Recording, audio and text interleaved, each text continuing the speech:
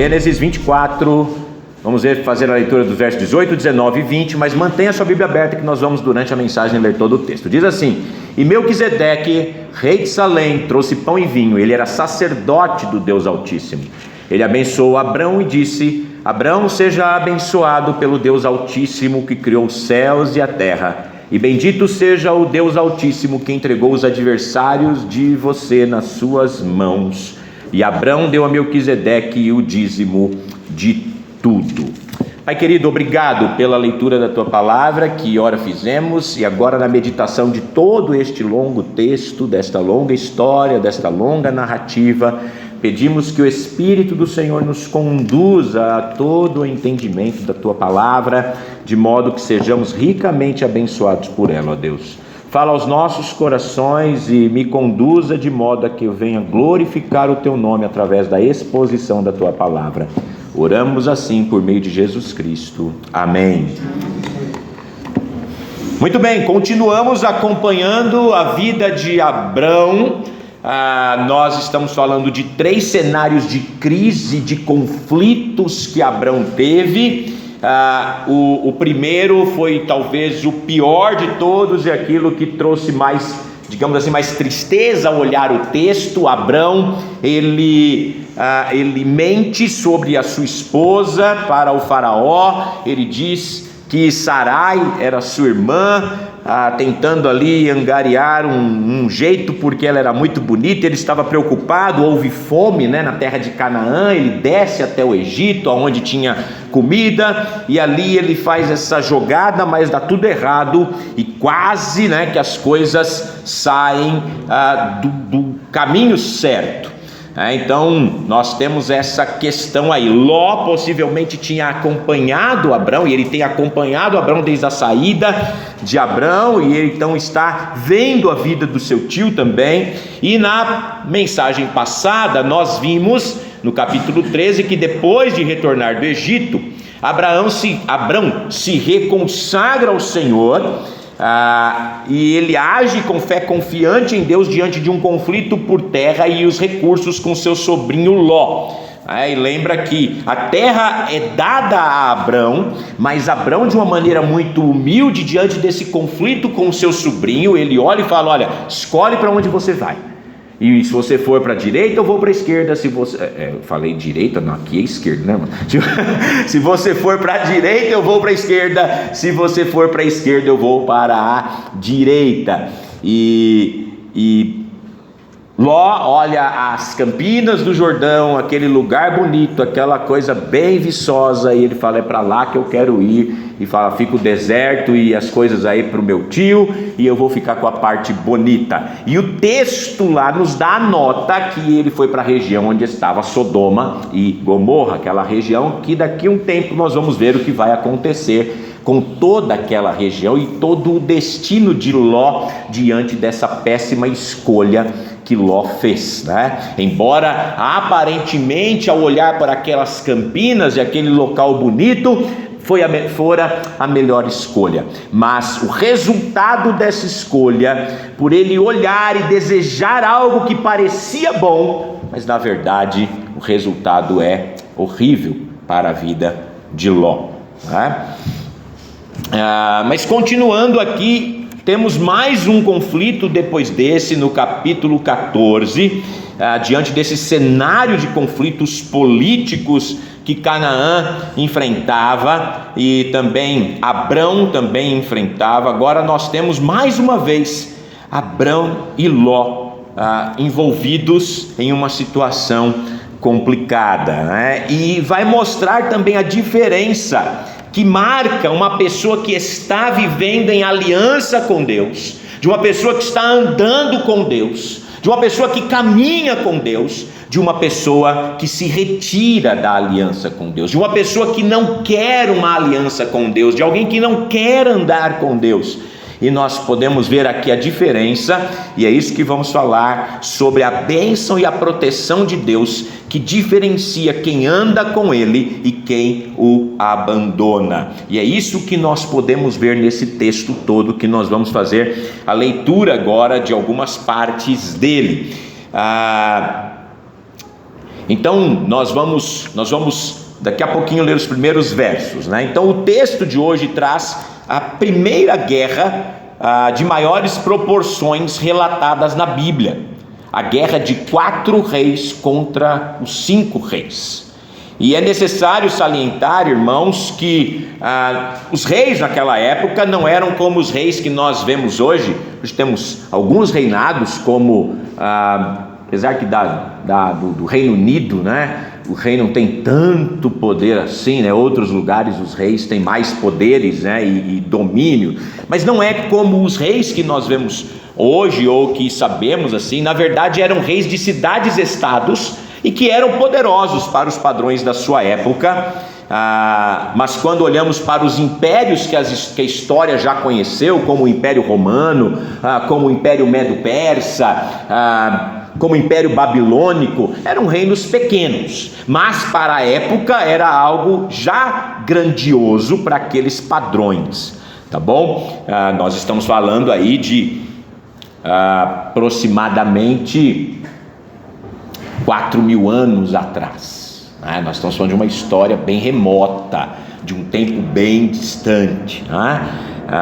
Então nós estamos falando de reis ainda um pouco diferente do que vemos hoje, e neste cenário, né, nós podemos ver de forma perfeita como Deus, como falamos no capítulo anterior, como vemos para desenvolver que a promessa que Deus fez para Abraão de abençoar os que o abençoassem e amaldiçoar os que o amaldiçoassem começasse a ser visto na prática.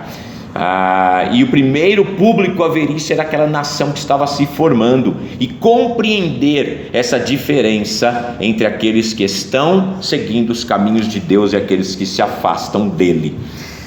Então, em primeiro lugar, os homens que se afastam dos caminhos de Deus ficam à mercê das circunstâncias ao seu redor. Vamos ler os versos de 1 a 12 de Gênesis 14, que diz: naquele tempo, Angrafel, rei de Sinar, Arioque, rei de Elazar, Quedorlaomer, rei de Elão, e Tidal, rei de Goim, fizeram guerra contra Bera, rei de Sodoma, contra Birza, rei de Gomorra, contra Sinabe, rei de Adimá, contra Semeber, rei de Zeboim, e contra o rei de Bela, também chamada de Zoar. Só uma nota aqui, pena que a Jéssica já escolheu o nome do filho, senão tinha várias possibilidades aqui, viu, Jéssica? Se quiser mudar, dá tempo, tá? Todos estes se ajuntaram no vale de Sidim, aonde fica o mar salgado. Durante 12 anos serviram Quedorlaomer, porém no 13º eles se rebelaram. No 14º ano veio Quedorlaomer e os reis que estavam com ele, e derrotaram os refaíns em Asterote Carnaim, e os Zuzins em An, e os Emins em Savé Kiriataim, e os Oreus em seu monte Seir, até El-Parã, que está junto ao deserto. De volta passaram em Emispate, que é Cádiz, e conquistaram a terra dos Amalequitas e dos amorreus que moravam em Azazon Tamar. Então saíram os reis de Sodoma, de Gomorra, de Adimá, de Zeboim e de Bela, que é Zoar, e se prepararam para a batalha contra eles no vale de Sidim. Contra Quedorlaomer, rei de Elão, contra Tidal, rei de Goim, contra Angrafel, rei de Sinar, contra Arioque, rei de Elazar. Eram 4 reis contra 5. Ora, o vale de Sidim estava cheio de poços de betume. Os reis de Sodoma e Gomorra fugiram. Alguns caíram nesses poços e os restantes fugiram para o monte. Os reis vitoriosos pegaram todos os bens de Sodoma e Gomorra e todo o seu mantimento e se foram. Apossaram-se também de Ló, sobrinho de Abrão, que morava em Sodoma, e dos seus bens, e partiram. Até aqui por enquanto. Nós vamos continuar daqui a pouco a leitura no segundo ponto da mensagem. Então, homens que se afastam do caminho de Deus ficam à mercê das circunstâncias ao seu redor. Nosso texto, então, primeiramente nos situa quanto ao cenário político onde acontece essa história. No verso 1 aprendemos que 4 reis fizeram uma coalizão contra os 5 reis mencionados no verso 2. E esses 3 juntaram suas tropas perto do Mar Salgado, isto é, o Mar Morto, no Vale de Sidim. O Mar Salgado possui 32% de sal, e ele é tão denso, que você já deve ter visto, que você nem afunda no Mar Salgado, no Mar Morto, você boia nele. Você chegou a entrar lá, Marcos? Entrou, né? E o Marcos com esse peso todo, então aí que dava até para andar, igual o Pedro. Então é realmente muito salgado. Mas qual a razão desse conflito e como chegamos a essa guerra em si? O verso 4 começa a nos explicar. Os 5 reis foram vassalos de Quedorlaomer, rei de Elão, por 12 anos. E no 13º ano eles resolveram dar um basta. E este suzerano, ou seja, este dominador, que era da região da Mesopotâmia, mesma região original de Abrão, e apenas no 14º ano, Quedorlaomer, que claramente é o líder dessa coalizão, com seus aliados foram à guerra. E eles, com certeza nesse período, ele ficou aumentando suas forças para poder ir de uma forma definitiva, e então começa a ofensiva. Os versos 5 e 6, Quedorlaomer e seus aliados derrotam 4 povos, entre eles os Refaíns, que eram altíssimos, verdadeiros gigantes, homens de aproximadamente 3 metros, homens bem altos mesmo, Então, a gente vê gigantes, por exemplo, quando a gente fala de Golias, quando eu era criança, eu imaginava um monstrão, de 10 metros, assim, mas aproximadamente Golias tinha aí seus 2,70 metros, 2,80 metros, ele ia fazer bastante sucesso na NBA, se ele, se ele fosse dos nossos dias, mas só para a gente ter uma noção aí, quando fala de gigante, naturalmente para uma altura comum. É interessante, irmãos, que 700 anos depois, o último descendente deles é citado em Deuteronômio 3,11. Og, rei de Bazã, era o único sobrevivente dos Refaíns. Sua cama era de ferro e tinha pela medida comum 4 metros de comprimento e 1,80 metros de largura. Essa era a cama do Og, 4 metros de comprimento, Então ele era grande, Ele era grande. Talvez daí que surgiu a cama king size, Foi lá que foi a primeira que tivemos na história, Ele era um rei, Tá vendo? Rei king, Então, tá vendo? Eu estou descobrindo as coisas, irmãos, tá vendo? A gente vai aprendendo. Isso, não leve a sério isso não, viu? Mas que foi a primeira cama dessas proporções foi, Bom, bem seja lá como for, Quedorlaomer não parou. Parece que o gosto dele, a ambição por conquista, para ser o imperador sobre os povos bem antigos, não para. E no verso 7 diz que ele derrota os amalequitas, que ainda não tinha esse nome na época, e os amorreus. E mesmo que cumprindo um objetivo expansionista, finalmente ele poderá lidar com os 5 reis que haviam se rebelado. E talvez tenha sido essa a estratégia dele em todo o tempo: atrair mais pessoas, mais domínio, mais cooperação de mais reis, e talvez com promessa de terras, de poder, de espólios, e usar isso para se vingar daqueles que ousaram sair da sua dominação e eliminar qualquer possibilidade de ataque, que poderia ter contra ele. Então é isso que ele vai fazer. Então os reis do Vale do Jordão ficam esperando Quedorlaomer, como nos versos 8 e 9 diz, 4 reis em uma sequência de conquista contra os 5 reis rebeldes, mas com menor poder bélico. O que é que podia dar errado? Acontece que aquela rebelião parecia uma coisa boa, mas só no papel. Os versos 10 e 11 nos informa que mesmo sendo da região, eles aparentemente não atentaram para os grandes depósitos de betume. Betume é uma substância viscosa, grudenta e permeabilizante, Quando a gente lê sobre a arca, fala que Noé impermeabilizou a arca com betume, né? Então era uma espécie de um piche, talvez, algo semelhante que trazia essa parte para impermeabilizar. E talvez no calor da batalha e no desespero da derrota iminente, muitos deles caíram nesses poços e viraram presas fáceis para a poderosa coalizão de Kedorlaomer. Eles foram saqueados e mesmo que alguns tenham escapado, outros foram capturados. Então essa é a história. E até aí é só uma história. Até aí é só uma narração de uma história de uma guerra.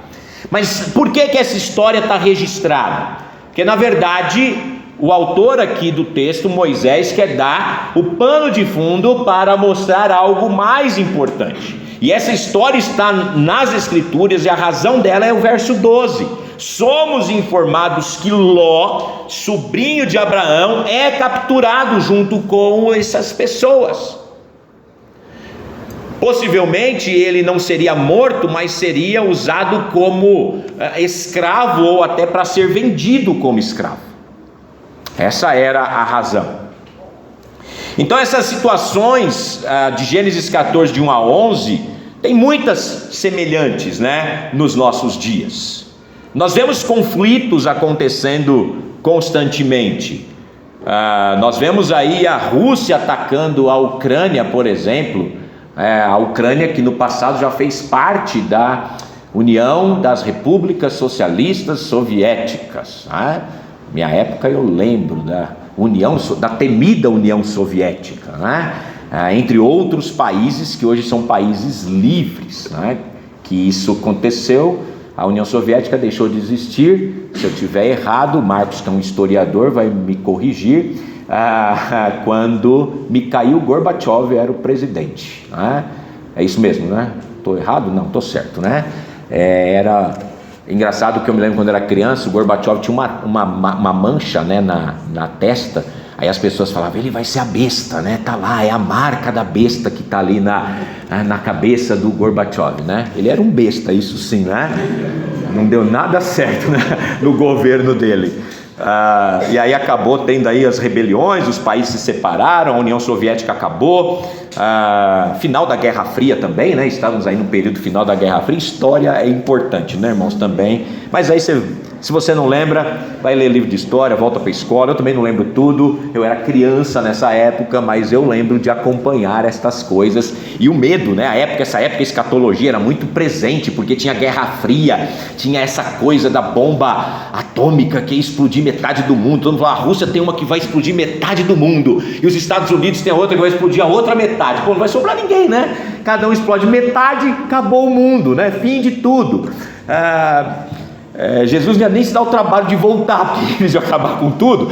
Mas isso nunca aconteceu, nunca se confirmaram essas histórias, mas havia essas conversas. Eu me lembro que era criança, a gente ficava com medo, né? E aí estudos de escatologia, e estudos, e estudos, e estudos. E a Rússia era o grande demônio, né? A Rússia, na União Soviética, era o grande demônio, e os Estados Unidos era o grande salvador do mundo, né? Naquele período lá. Aí assim, aquela disputa, Guerra Fria, Muro de Berlim caiu, e por aí vai, né? Tantas coisas que aconteceram naquele período. Eu tinha lá meus 9, 10 anos, mas tudo naquele período que aconteceu.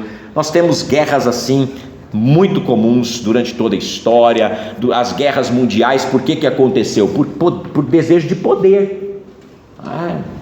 Por desejo de poder. O que é que Hitler queria na Segunda Grande Guerra Mundial? Poder, domínio. Dominar mais nações, criar um grande império. Mesma coisa Mussolini, e por aí vai. E todas estas guerras é sempre buscando um império, sempre querendo crescer, poder para si. Era isso que estava acontecendo aqui também. Mas no verso 12 temos um cenário diferente. Provérbios 27 nos adverte: o prudente percebe o perigo e busca refúgio, o inexperiente segue adiante e sofre as consequências. Ló, que agiu com ganância, não se importando em permanecer longe de Abrão, longe das promessas de Deus, escolhe o pior lugar, como já falamos um pouco na mensagem passada, do ponto de vista moral e espiritual. Ele vai procurar um lugar que era bonito, parecia bom, mas moralmente, espiritualmente, ele está afastando-se de Deus. O mal, irmãos, vem sobre justos e injustos, com os que andam com Deus e os que não querem nada com Deus. Mas nesse texto o alerta é outro, e é claro: escolhas que afastam de Deus, ou que nos afastam de Deus, nos coloca debaixo de possibilidades que vão nos fazer nos arrependermos das escolhas que fizemos, mas às vezes tarde demais. As escolhas que nós fazemos na nossa vida vão determinar o que vamos colher lá na frente. No Novo Testamento, Paulo nos adverte: de Deus não se zomba. O que o homem semear é o que ele vai colher. Ló tomou uma decisão. Ele se afasta da bênção de Deus que estava sobre o seu tio Abraão. Ele se afasta das pessoas que estão dirigidas e guiadas por Deus, porque ele quer seguir o seu próprio caminho. O Wiersbe, assim, o Dirk fala, você que gosta de usar muito ele, agora eu vou usar também, você acha que é só você? Ele vai dizer o seguinte: os santos raramente são capturados pelo mundo, repentinamente. Eles entram no lugar de perigo aos poucos. Com Ló, o processo começou quando ele adotou o Egito como seu padrão e começou a andar por vista em vez de pela fé. Ele preferia as pessoas do mundo a seu piedoso tio, e as casas de Sodoma às tendas de Deus. Resultado: ele foi capturado.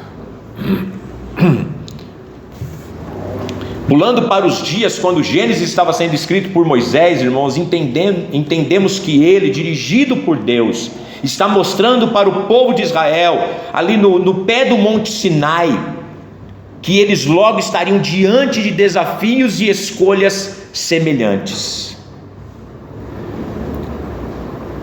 Hoje pela manhã o Luiz falou sobre isso, quando ele falou de Josué, e falou que Josué tomou uma decisão: eu e a minha casa serviremos ao Senhor. E ele desafia o povo: e vocês? E o povo diz: nós também. Nós também. Eu gosto muito quando Elias, diante dos profetas de Baal, ele chega diante do povo e ele fala assim: se o Senhor é Deus, serviu; se Baal é Deus, serviu. E o que diz lá o texto? E o povo nada respondeu. Uma nota triste isso. O povo não sabia se o Senhor era Deus ou se Baal era Deus.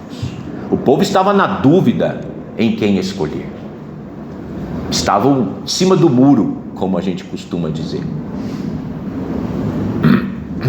Mas depois eles vão ver quem é o Senhor, né? Nesse desafio que Elias faz.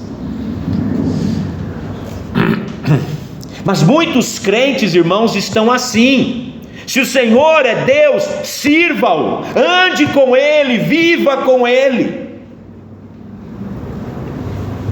Mas muitos parecem querer andar com um pé em cada canoa.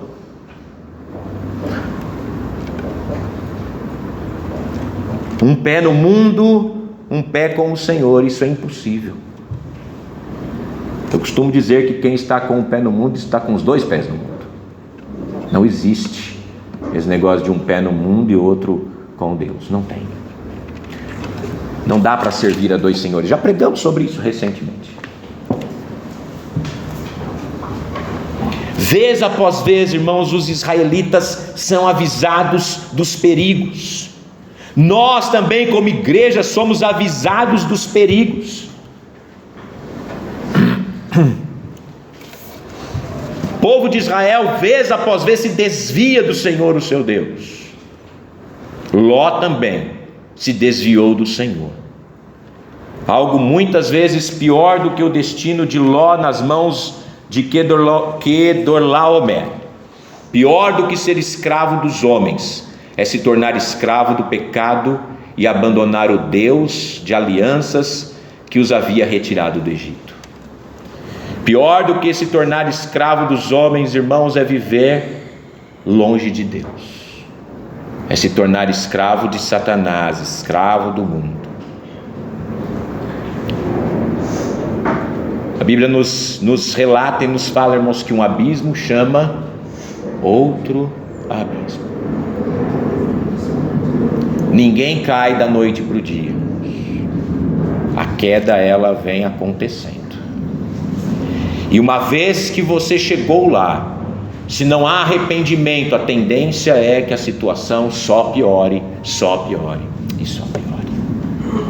Se afastar de Deus é a pior coisa que um homem pode fazer, principalmente aqueles que de fato o conhecem. Segundo lugar, homens que andam no caminho com Deus são usados nas circunstâncias ao seu redor. Verso 13 a 16. Porém um homem que conseguiu escapar veio e contou tudo a Abrão, o hebreu. Este morava junto dos carvalhais de Manre, o amorreu, irmão de Escol e de Aner, os quais eram aliados de Abrão. Quando Abrão soube que seu sobrinho estava preso, fez sair 318 homens dos mais capazes, nascidos em sua casa, e perseguiu os inimigos até Dan. E de noite Abrão dividiu os homens em grupos, derrotou os inimigos e os perseguiu até Obá, que fica no norte de Damasco. Trouxe de novo todos os bens e também o seu sobrinho Ló, os bens dele e ainda as mulheres e o povo. Que coisa terrível, irmãos, é viver esperando pelo acaso e suas coincidências. Dois conceitos, irmãos, esses dois conceitos são coisas que simplesmente não existem. Esse negócio de acaso, esse negócio de coincidência, né? Tem uma música que eu gosto de ouvir, embora a filosofia dela seja até antibíblica quando a gente pensa, mas ela fala: o acaso vai me proteger enquanto eu andar distraído. Não é uma música cristã, tá bom, irmãos? Mas ela fala: o acaso vai me proteger enquanto eu andar distraído, né? Não existe acaso, não existe coincidência, não existe essas coisas. Quem conhece o Deus soberano que nós conhecemos aprende outra palavra: providência. Providência é a intervenção soberana de Deus, quer de maneira sobrenatural ou por meios naturais, quer explícita ou implícita, quer grandiosa ou não, em favor dos homens, particularmente dos seus, para o fim do cumprimento dos seus propósitos.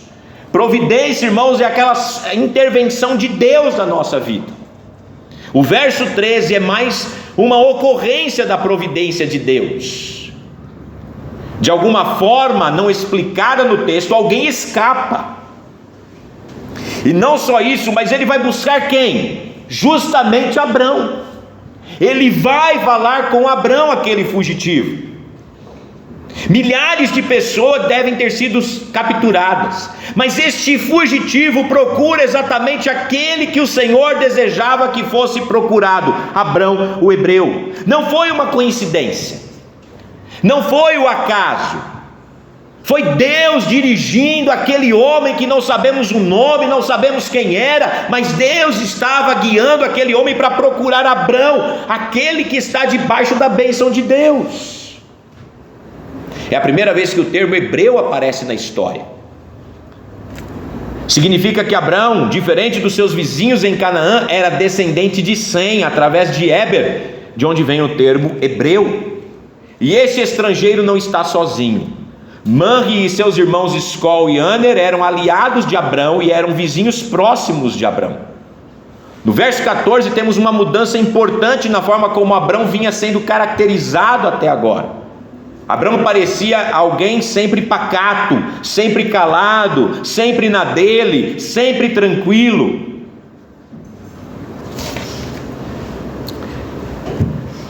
Abrão até então tinha sido medroso quando desce ao Egito. Abrão tranquilo e humilde diante da decisão quanto ao seu sobrinho. Mas agora entra em cena um outro homem, Abrão o guerreiro, aliado de 3 vizinhos. Ele organiza um pequeno grupo de 318 homens sob o seu comando. Esses homens não eram seus servos somente, mas alguns talvez do seu servo, alguns que trabalhavam para ele, outros de outros grupos, e ele vai atrás. O texto diz que ele vai até a região de Dan. Ainda não há essa separação, é porque Moisés já conhece como que a história vai ser definida, então ele vai falar, foi para a região que depois se tornou a região de Dan, para perseguir essa coalizão de 4 reis poderosos que haviam derrotado todos os seus inimigos, que passaram por todos que passavam pelo seu caminho,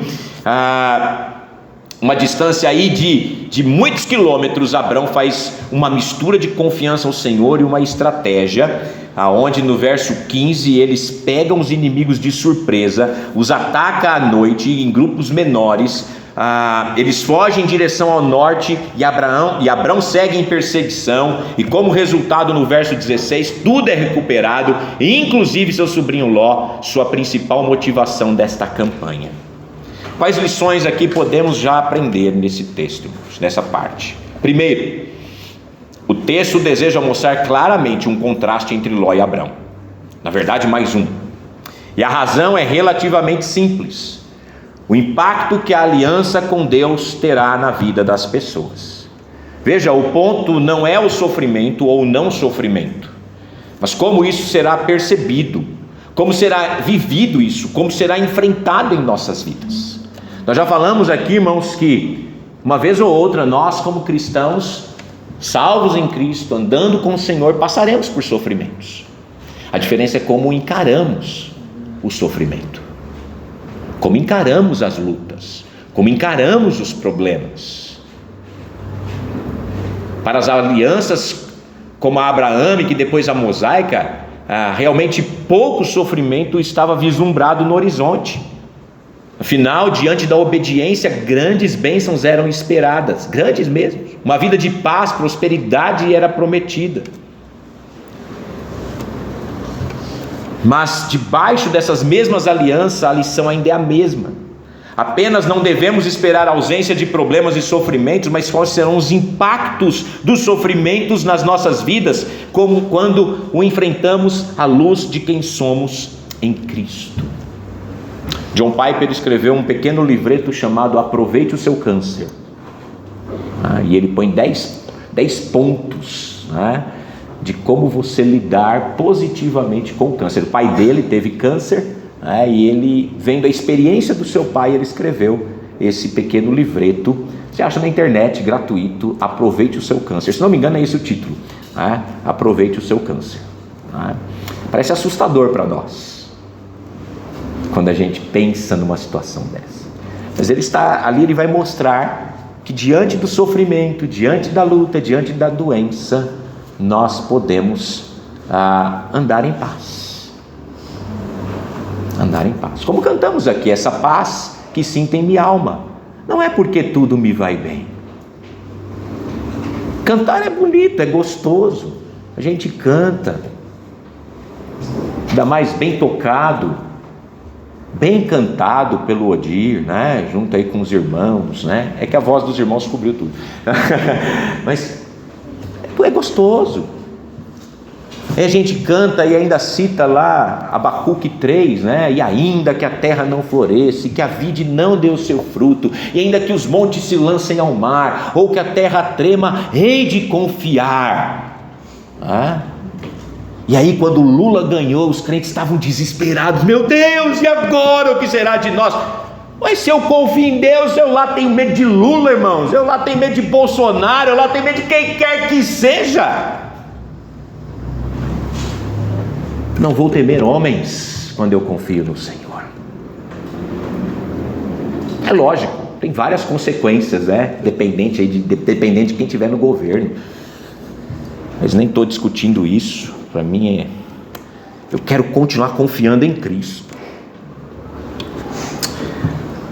Como é que nós vamos lidar com as situações diante de quem somos em Cristo? Segundo, Voltando ao começo desse ponto, a providência é a intervenção soberana de Deus, quer sobrenatural ou por meios naturais, quer explícita ou implícita, quer grandiosa ou não, em favor dos homens, particularmente dos seus, para o fim do cumprimento dos seus propósitos. Como é que isso tem sido percebido em sua vida? Qual a diferença e o impacto que isso tem causado diante das surpresas na sua vida? Você tem visto a providência de Deus na sua vida? Irmãos, quando nós voltamos para São Paulo, eu, Andrés e Gabriel, depois de uma aventura de 14 anos pelo interior de São Paulo, e depois de um período financeiramente até próspero, especialmente na região de Presidente Prudente, quando lá estivemos, depois nós saímos, viemos para uma outra cidade pequena, passamos algumas dificuldades, mas estava tranquilo, voltamos para São Paulo, uma situação bem complicada, bem difícil, com os recursos escassos, já tinha trocado um carro por um carro inferior, para poder ter um pouquinho de dinheiro para pagar as contas e manter a vida em ordem. E quando nós voltamos para São Paulo, fomos morar, morei um mês na casa da minha mãe, porque não havia condições até nem para pagar um local para a gente ficar. Então voltei para a casa da minha mãe, meus móveis e mudança ficou tudo lá em Itapeva. Nós já tínhamos conversado até com a igreja, lá tinha um salão bem grande, um espaço bem grande. A gente falou, qualquer coisa a gente vai deixar a casa livre, onde a gente estava, e guardar os móveis na igreja. Os irmãos falaram, não, tudo bem, pastor, fica tranquilo. E nós voltamos numa situação bem difícil mesmo. Se eu contar aqui, os irmãos choram e começam a dar oferta para mim, irmãos, então eu não vou fazer isso. E aí e nós estávamos realmente uma situação complicada. Viemos trabalhar no seminário, mas o seminário também passando por um aperto financeiro muito grande, então eles nos davam praticamente uma ajuda de custo, para a gente, e mas com um mês na casa da minha mãe, irmãos, não deu nada certo. E eu falei, não dá, eu vou embora, eu vou arrumar uma casa. E eu me lembro de ligar para uma menina, um domingo à tarde. Menina não, né? Já foi menina, que a gente cresceu junto, né? Um pouco mais velha que eu, ela tinha uma casa alugando. E eu liguei para ela e falei, olha, quanto você está pedindo de aluguel? E ela falou tanto, era quase 40% do que eu ganhava na época. Ou seja, para vocês verem que eu estava ganhando bem pouco mesmo, E aí eu falei, tá bom, eu não tenho dinheiro para pagar o aluguel, eu não tenho fiador, eu não tenho depósito, eu não tenho nada. Ela falou, pega a chave e entra, daqui um mês você paga o primeiro aluguel. Aí eu falei, vamos fazer um contrato. Ela falou, não precisa. Ela falou, a água e a luz está no nome da minha mãe, debita na conta dela todo mês, você deposita na conta dela quando vencer. Veja, irmãos, eu não tinha dinheiro para isso. Eu estava indo, falei, eu vou, eu não tinha outro jeito. Nós ficamos 15 dias até a nossa mudança vir, com 2 colchões no chão, uma panela de arroz elétrica, um micro-ondas, um coador de café, que esse não faltaria, Podia faltar tudo, menos o café. Eu esquentava a água do micro-ondas e passava meu cafezinho. E aquele grillzinho pequeno onde a gente assava linguiça ali todos os dias, irmãos. Então era linguiça com arroz todo dia. Pensa, como era nutritivo, o que estávamos comendo ali. Mas o café estava. E aí todo dia nós estávamos ali 15 dias nessa situação.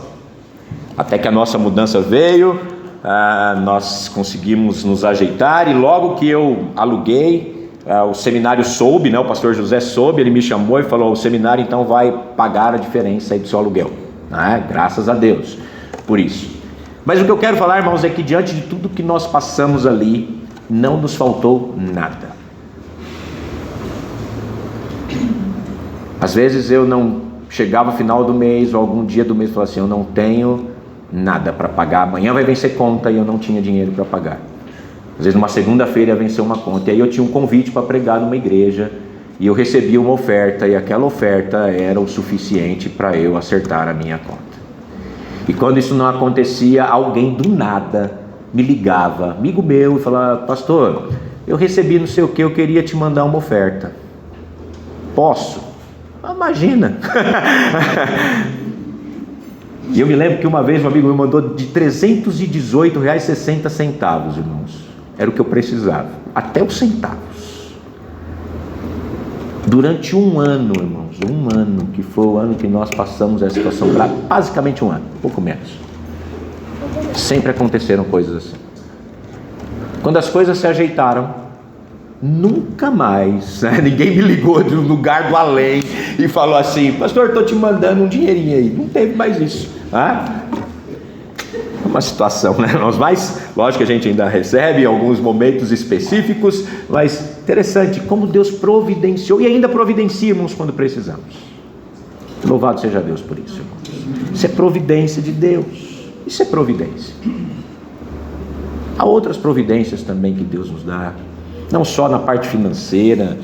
Às vezes um médico que a gente precisa, alguém que nos guia para algum lugar que estamos precisando, é Deus cuidando das nossas vidas.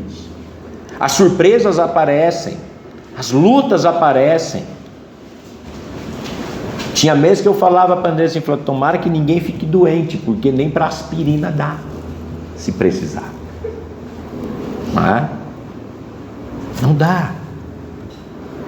Mas mesmo diante de algumas surpresas, as coisas aconteciam e Deus nos sustentou durante todo o tempo e continua sustentando.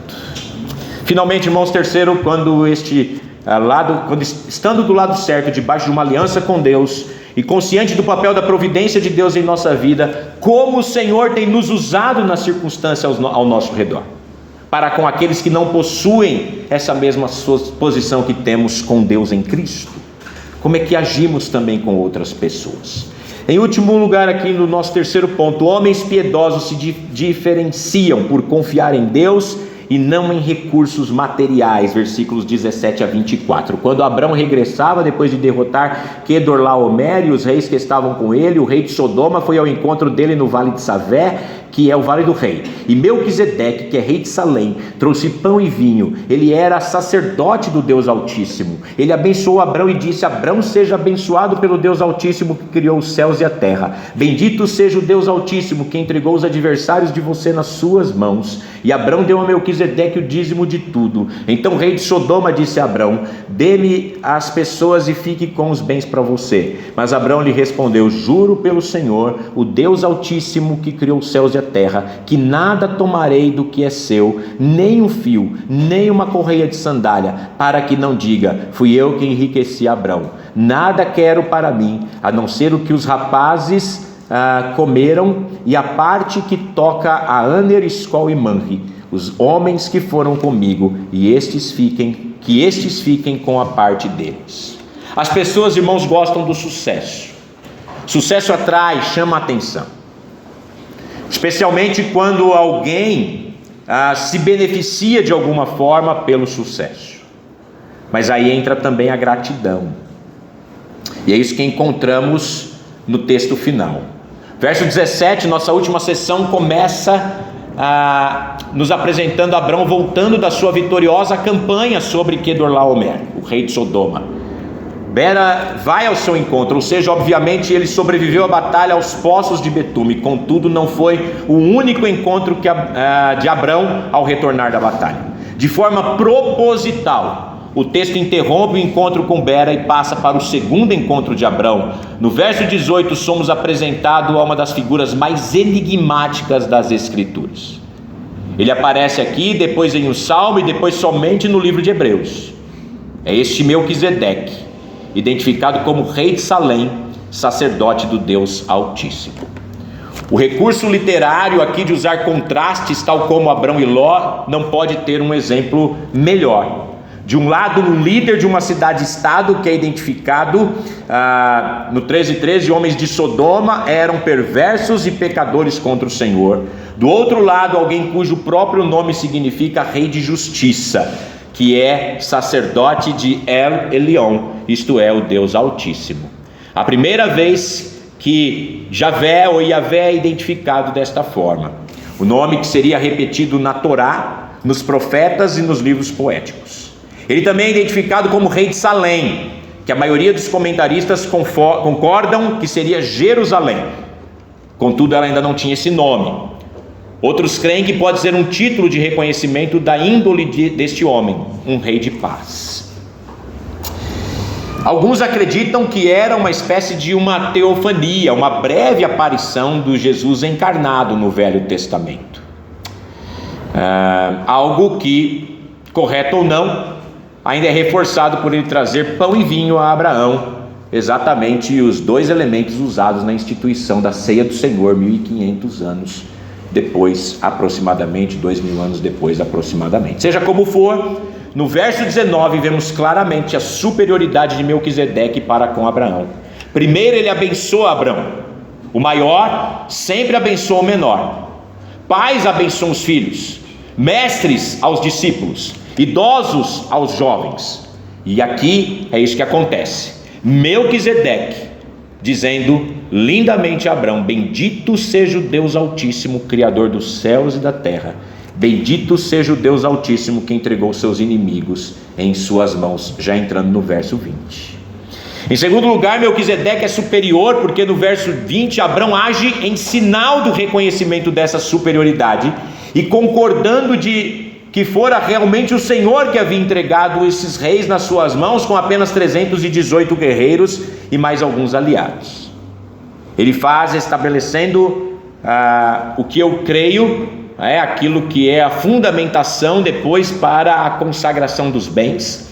Ele dá 10% dos seus bens a Melquisedeque, que por ele ser também sacerdote, e é chamado aqui de dízimo, algo que aparece depois na lei, e não precisamos agora entrar nessa discussão, mas há um princípio aqui do reconhecimento de que nós damos a Deus parte daquilo que Deus nos dá em gratidão pelo que Ele tem feito por nós.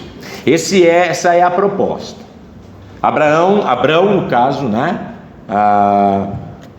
nos dá aqui um exemplo de gratidão, de um gesto de confiança, dando parte dos seus bens para aquele homem como uma forma de adoração a Deus. E eu creio, irmãos, que Deus pode cuidar da minha vida melhor com 90% ou 80% do que eu ganho do que eu poderia cuidar com 100% do que eu ganho. Eu tenho certeza que com menos Deus pode cuidar melhor do que com mais do que eu mesmo poderia cuidar.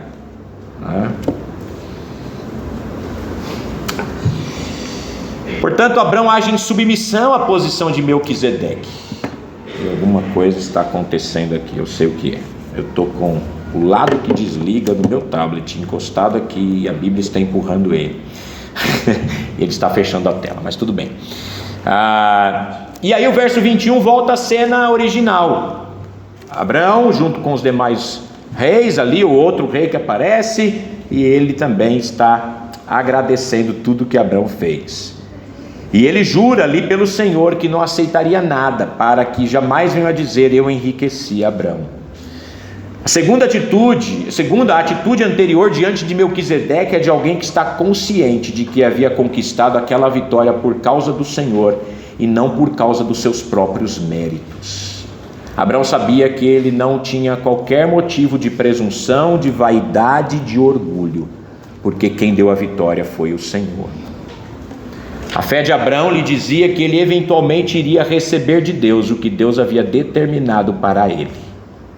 Assim como Eclesiastes 11:1 diz: atire o seu pão sobre as águas e depois de muitos dias você tornará a encontrá-lo. Haja em fé agora e colhe os resultados depois. Homens e mulheres obedientes e de fé conduzem suas vidas para que o sucesso, a alegria, as realizações, o conforto e a prosperidade dependam de Deus e sejam por Ele definidas, não por padrões que venham da nossa carne, do mundo ou do diabo, mas pelos padrões divinos. Mas não tem como encerrar essa mensagem, irmãos, sem falar sobre a linhagem sacerdotal de Melquisedeque, o seu principal representante. Melquisedeque é uma figura de grande destaque na Bíblia, existindo antes de Abraão, e portanto toda a lei e a linhagem sacerdotal de Arão vai ser mostrada, mas Nós não temos aqui um sacerdote da tribo de Levi, mostrando que Salém seria realmente ali Jerusalém, quando Davi, o primeiro rei israelita, ao sentar no trono de Melquisedeque, profetizou: o seu grande descendente, o Messias, seria um sacerdote para sempre, segundo a ordem de Melquisedeque. Salmo 110, de 1 a 4 diz: o Senhor disse ao meu Senhor: senta-te à minha direita, até que eu faça dos teus inimigos um estrado para os teus pés. O Senhor estenderá o cetro do teu poder desde Sião e dominará sobre os teus inimigos. Quando convocares as tuas tropas, o teu povo se apresentará voluntariamente, trajando vestes santas, desde o romper da alvorada, dos teus jovens virão como o orvalho. O Senhor jurou e não se arrependerá: tu és sacerdote para sempre, segundo a ordem de Melquisedeque. Davi, usado pelo Espírito Santo, olhou para além dos seus dias, além do sacerdócio levítico, o qual um dia chegaria ao fim. E o livro de Hebreus acrescenta ou demonstra como Jesus em sua morte cumpriu, isto é, levou ao fim a ordem levítica e deu início a um sacerdócio melhor. Ao se referir a Melquisedeque como tipo perfeito de Cristo, o escritor de Hebreus tirou proveito do anonimato de Melquisedeque. Ele surge em um livro, Gênesis, cheio de genealogias e de anotações de ancestrais. Mas este homem aparece sem registros familiares. Hebreus 7,3 diz: sem pai, sem mãe, sem genealogia, sem princípio de dias, nem fim de dias, feito semelhante ao Filho de Deus, ele permanece sacerdote para sempre. Melquisedeque é lembrado como um sumo sacerdote, porque Abrão entregou o dízimo a Melquisedeque. A ordem de Melquisedeque é superior a Levi, que depois descenderia de Abrão. Em resumo, irmãos, além de todo o ensino sobre a bênção e a proteção de Deus sobre aqueles que estão em aliança com Deus, Moisés sutilmente apontou para o seu povo que o sacerdócio levítico que eles conheciam não possuía um caráter tão especial como parecia. Da mesma forma como haviam mostrado a fé de Abrão, mesmo sem a existência ainda da lei. A promessa da redenção era maior do que Israel, e Israel dependia dela, e não o contrário. Quanto a nós, somos devedores, irmãos, da nova aliança, na qual o Senhor nos colocou em Cristo. Temos nos diferenciado daqueles que não estão neste relacionamento com Deus? Temos vivido acima deste mundo e comprovado quão melhor é viver e andar em fé e confiança em Deus? Como é que você pode responder a isso? Quando as pessoas olham para a sua vida, elas olham para você e falam: esta pessoa anda com Deus? Ou ela olha para você e não vê essa diferença?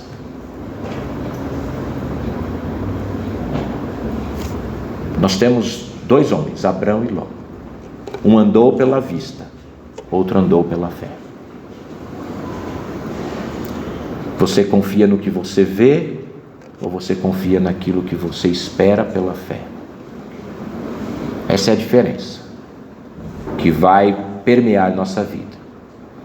Se seremos grandes homens e mulheres de Deus, ou nos afastaremos dele e colheremos uma vida de tristezas longe do Senhor.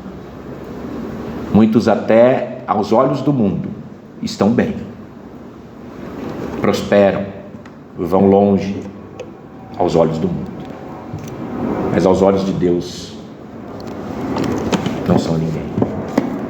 Os salmistas, por algumas vezes, eles olham para os ímpios e falam: por que os ímpios prosperam? Por que os ímpios prosperam? O salmista chega ao ponto de dizer: olha, eu quase resvalei os meus pés, porque eu vejo os ímpios e eles não têm doença, eles têm um corpo perfeito, tudo está bom para eles. E aí o salmista diz: até que eu entrei no templo do Senhor, e ele viu qual é o fim destes homens, e qual é o fim daqueles que servem a Deus.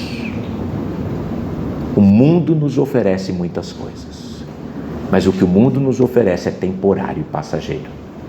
O que Deus nos oferece é eterno e vai nos trazer alegria perene, independentemente das nossas circunstâncias.